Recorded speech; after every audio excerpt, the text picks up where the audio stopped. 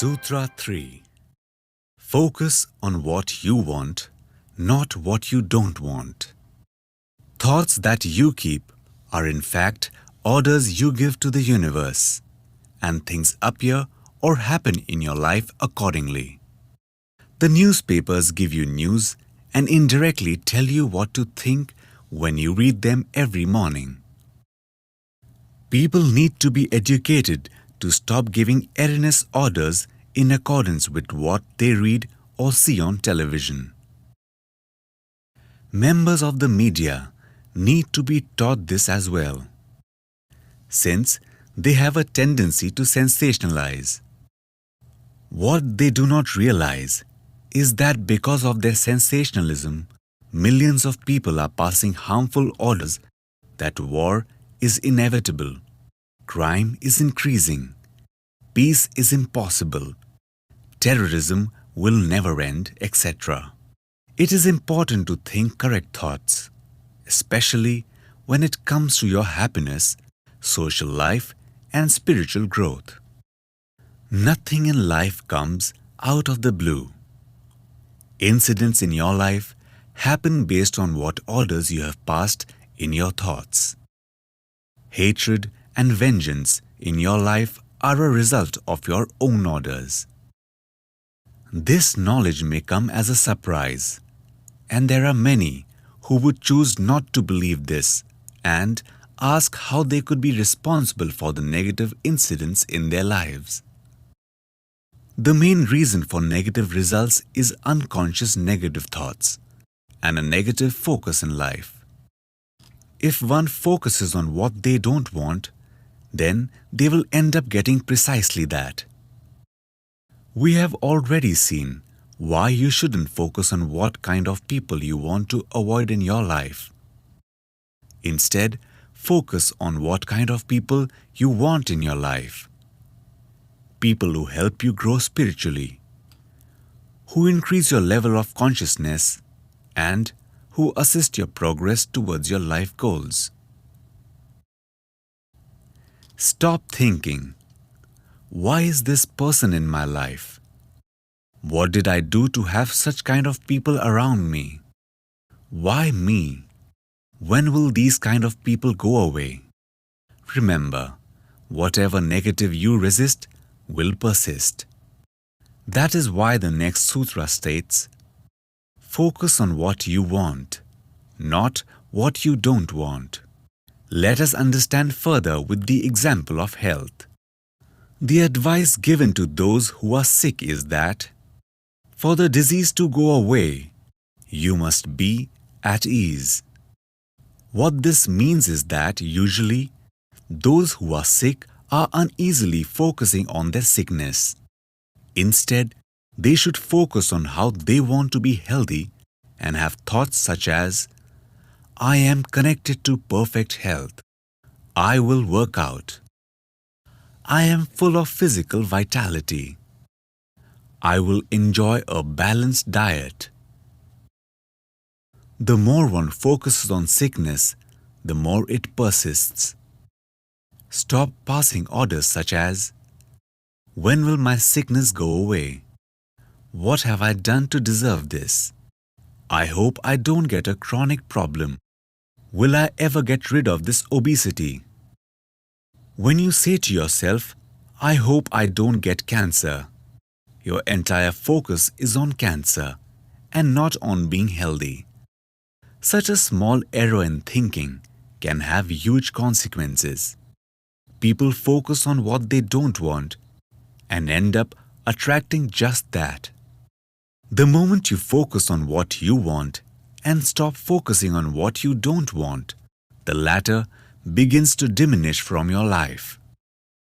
If there are people in your life that are a bad influence, or people in your life that you don't like, maybe a boss, maybe a friend, just focus on what kind of people you want around you.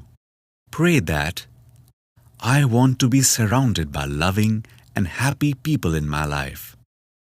Pray that, my life should be full of those who operate at a higher level of consciousness. Then, that's what will happen. Automatically, those who do not fit these criteria will disappear from your life or change the way they behave with you. If you focus on the positive, then your life will bring positive results. One may say, I never intended negative for myself. Then why am I getting these negative results now?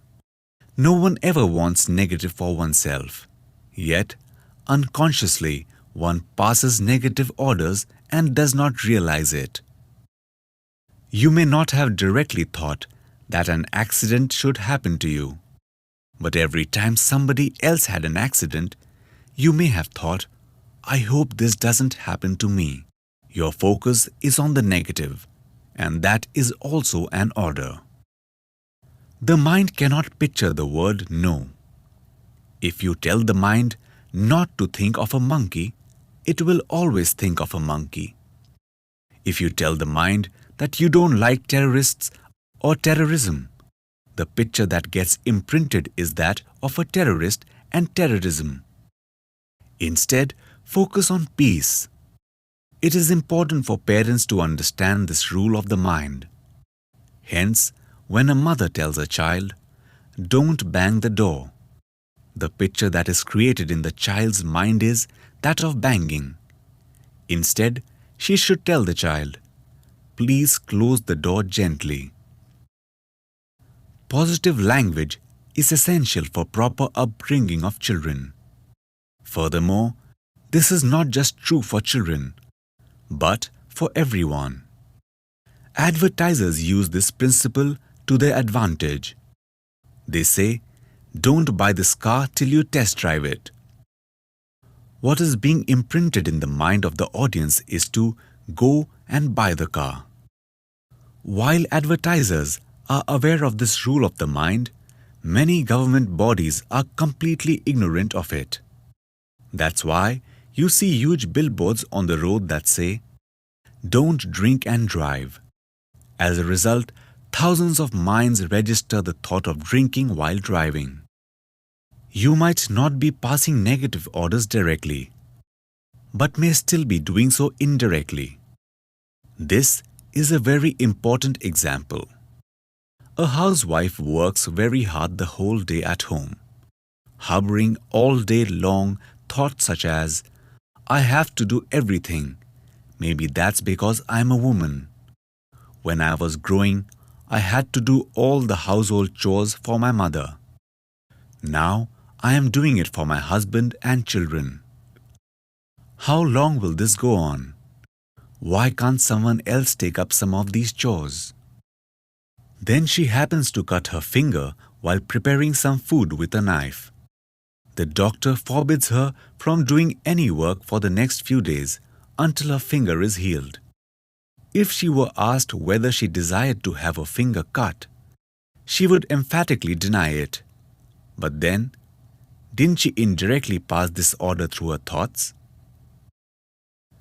You should realize that for every negative consequence you are facing in your life, you may have directly or indirectly passed an order for it to happen. Here's another example. A man was given a large vase as a gift, which he displayed in his hall. The vase was quite large, and he lamented that it took up so much space. Then one day, the vase broke. If you asked the man about it, he would have said, "I never intended it to break. Why would I want my own loss?" You can now understand that he made it happen indirectly. To increase your focus on what you want in life, think about it continuously and consistently. The corollary of the thought rule on the focus is that consistency of focus is the hallmark of success. Understanding this ensures that you consistently sow the right seeds. If you know that what you want already exists and that all that remains is for it to be manifested, you can create happiness by thinking yourself to be happy. If you wait for a reason to be happy and say, I shall be happy only when this particular thing happens in my life, then you will be waiting forever. As you understand these thought rules, your happiness shall stem from a deep assurance that everything is within your reach. Look at every area of your life and example whether you are focusing on something that is negative or focusing on something you don't want. If you are focusing on the negative qualities of others, even that is an order. In the next sutra, you will understand how the world is your mirror and hence how to pass orders when it comes to people.